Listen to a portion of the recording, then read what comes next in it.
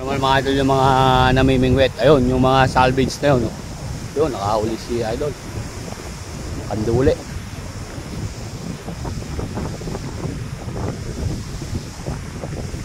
Ay, hindi.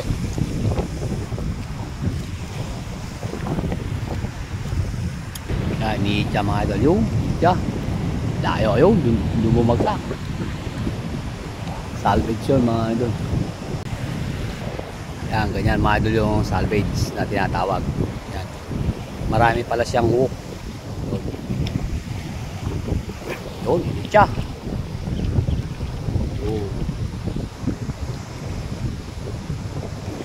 Yun, tapos pinipitik-pitik ng ganun mga idol.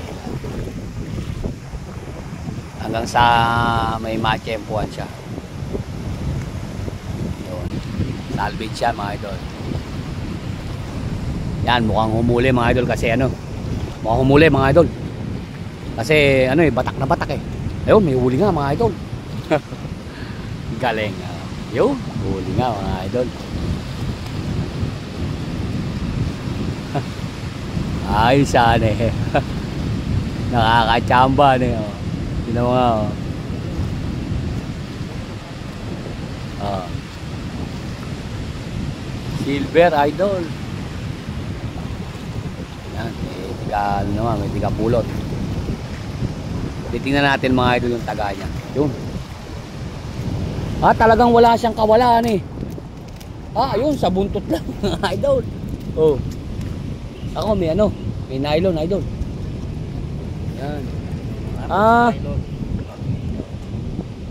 Yung para pala idol talaga na-chempuan lang siya na eh, pag bawat hagis na eh. Ganun pala. Manipis lang kasing balat. Yung anong raw tsaka common, matigas. Kaya pala tinawag na salvage. Yung taga mo idol, ilang piraso yan? Isa lang, pero tatlo yung hook.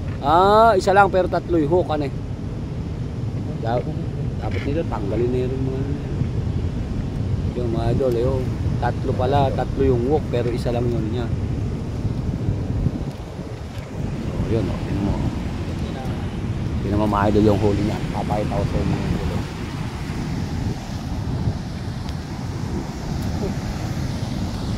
Yung mga idol yung huli niya sa salvage lang o. Dami na rin o. Ayos yan eh. Saan pa kayo niya umuwi doon? Parang ano sa bitas. Bitas.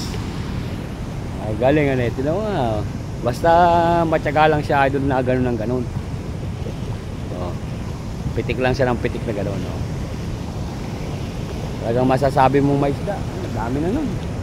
Marami na yun mga idol. Mga 15 kilos lang yan. Meron na yun. Mga idol, ayan na ulan. Uwi na sila. Dami na silang huli.